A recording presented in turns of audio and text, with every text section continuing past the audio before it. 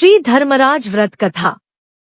एक समय की बात है कि नैमिषारण्य में सहस्त्रों शौनकादि ऋषिगण परम श्रद्धा के साथ पुराणों के मर्मज्ञ सूत जी महाराज से कहने लगे, भगवन, हम आपसे धर्मराज की कथा, उसका विधान तथा महात्म्य सुनना चाहते हैं, सो कृपा करके यह सुनाइए।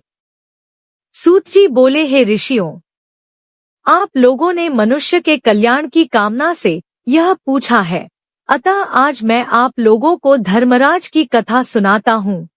सारे तीर्थ तथा व्रत करने से तथा नाना प्रकार का दान देने वाला मनुष्य भी, जिनकी उपासना के बिना सुख के भागी नहीं हो सकते, इस विषय में एक कथा सुनाता हूँ। आप लोग ध्यान से सुने।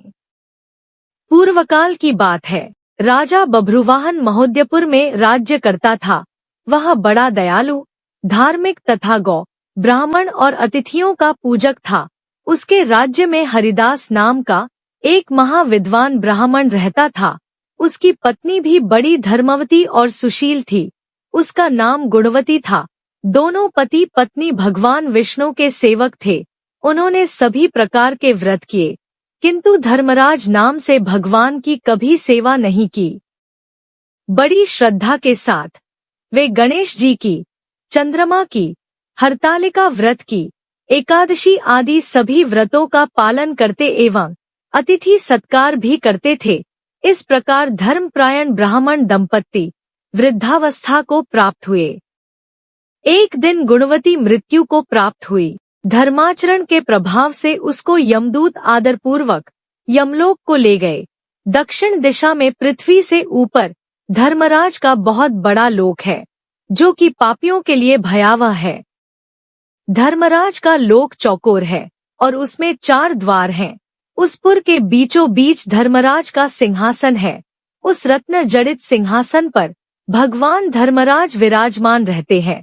पास में ही चित्रगुप्त जी अपने स्थान पर बैठते हैं और सबके कर्मों का हिसाब करते हैं। यमदूत गुणवती को लेकर वहां पहुंचे।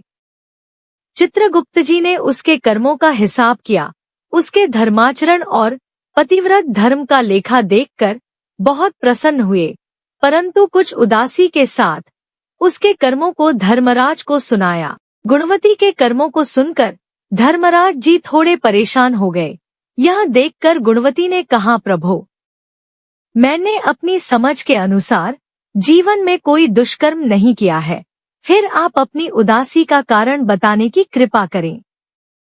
धर्मराज ने कहा, हे देवी, तुमने व्रत आदि से सभी देवों को संतुष्ट किया है, लेकिन मेरे नाम से कोई भी दान पुण्य नहीं किया है।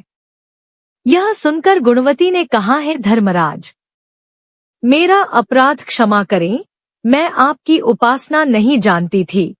अब कृपा करके इसका उपाय बताइए, जिससे मनुष्य आपके कृपा पात्र बन सके। यदि मैं आपके मुख से आपके भक्ति मार्ग को सुनकर मृत्यु लोक में वापस जा सकूंगी, तो आपको संतुष्ट करने का प्रयास करूंगी। धर्मराज ने कहा, सूर्य भगवान के उत्तरायण में जाते ही जो महापुण्यवती मकर संक्रांति आती है, उस दिन से मेरी पूजा शुरू करनी चाहिए। इस प्रकार पूरे वर्ष भर मेरी कथा सुने और पूजा करे। इसमें कभी नागा नहीं हो। आपातकाल आने पर भी मेरे धर्म के इन 10 अंगों का पालन करे।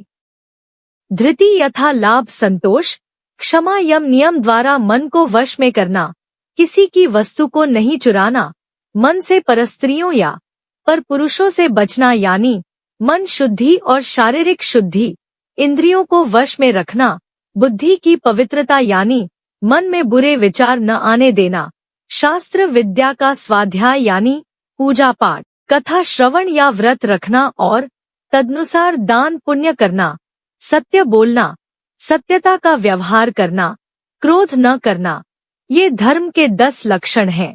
और मेरी कथा को नियम से सुनता या सुनाता रहे। यथाशक्ति दान पुण्य और परोपकार के कार्य करता रहे। वर्ष भर बाद जब मकर संक्रांति आवे तो इस व्रत का उद्यापन कर दे। यथाशक्ति सोने अथवा चांदी की मूर्ति बनवाकर ब्राह्मणों के द्वारा विधि विधान से प्राण प्रतिष्ठा कर षोडशोपचार से पूजा एवं हवन करे। मेरे साथ चित्रगुप्त जी की भी पूजा करे, काले तिल के लड्डुओं का भोग लगाए, ब्राह्मणों को भोजन कराएं, बांस की टोकरी में 5 सेर धान या ज्वार रखकर ब्राह्मणों को दान में दे। स्वर्ग प्राप्ति के लिए स्वर्ण का भी दान करें। इसके अलावा शया, गद्दा, तकिया, रजाई, कंबल, पादुकाएं, बांस की लकड़ी, लोटा, डोर, 5 वस्त्र, 5 कपड़े भी दान देने चाहिए। यदि सामर्थ्य हो तो मेरे निमित्त श्वेत या लाल और चित्रगुप्त जी के निमित्त काली गाय दान दे। धर्मराज की बातें सुनकर गुणवती ने विनती की, हे प्रभो, मुझे फिर से मृत्यु लोक में जाने दे, जिससे मैं आपके व्रत को करूं और इस व्रत का प्रसार भी लोगों के बीच कर सकूं। धर्मराज जी ने इसके लिए सहमति दे दी। सहमति देते ही गुणवती के शरीर में जान आ गई। उसके पुत्रादि बड़े प्रसन्न हुए। उसने सभी बातें अपनी पति को बताई। मकर संक्रांति आते ही दोनों ब्राह्मण दंपति ने धर्मराज के निमित्त व्रत शुरू किया। 1 वर्ष के बाद इस व्रत का उद्यापन किया। इस व्रत के प्रभाव से उसे स्वर्ग की प्राप्ति हुई। सूत जी ने शौनकादि ऋषियों से कहा, है ऋषियों, जिस घर में स्त्री या पुरुष इस धर्मराज की कथा को श्रद्धा पूर्वक प्रतिदिन पढ़ते हैं, वे दुखों से मुक्त हो जाते हैं। इसमें कुछ भी संशय की बात नहीं है। धर्मराज की कथा सुनने वाले को यमलोक के मार्ग में भी कोई कष्ट नहीं होता।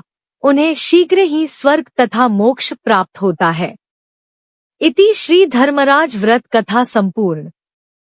अगर आप चैनल पे नए हैं तो सब्सक्राइब जरूर कर लें। धर्मराज मंत्र। ओम क्रो हरि आ वैवस्वताय धर्मराजाय भक्तानुग्रह कृते नमः। जो भक्त श्रद्धा भक्ति से विधिपूर्वक इस मंत्र के 1.25 लाख जप कर लेता है, उसे मृत्यु के पश्चात मोक्ष की प्राप्ति होती है। उसे भगवान श्री हरि के चरणों में स्थान प्राप्त होता है। जन्म मृत्यु के बंधन से मुक्ति मिल जाती है। धर्मराज व्रत के बारे में। सूर्य भगवान के उत्तरायण में जाते ही जो महापुण्यवती मकर संक्रांति आती है, उस दिन से धर्मराज का व्रत शुरू किया जाता है। सभी संक्रांति को यह व्रत किया जाता है। इस प्रकार पूरे वर्ष भर मेरी कथा सुने और पूजा करे। इसमें कभी नागा नहीं हो। जिस घर में स्त्री या पुरुष इस धर्मराज की कथा को श्रद्धा पूर्वक प्रतिदिन पढ़ते हैं, वे दुखों से मुक्त हो जाते हैं। इसमें कुछ भी संशय की बात नहीं है। धर्मराज की कथा सुनने वाले को यमलोक के मार्ग में भी कोई कष्ट नहीं होता। उन्हें शीघ्र ही स्वर्ग तथा मोक्ष प्राप्त होता है। धर्मराज जी व्रत उद्यापन विधि। बैकुंठ चौथ को यह व्रत करे। जोड़ा जोड़ी की पोशाक, 5 बर्तन, शयादान, 1.25 किलो लड्डू, डांगड़ी, चप्पल जोड़ी, छतरी, चांदी की सिड़ी, चांदी का साठिया, धर्मराज जी की सोने की मूर्ति पूजा करके ब्राह्मण को दे देवें। धर्मराज जी की जय। वीडियो अच्छी लगी हो तो प्लीज लाइक एंड शेयर, और अगर आप चैनल पे नए हैं तो सब्सक्राइब जरूर कर लें। धन्यवाद।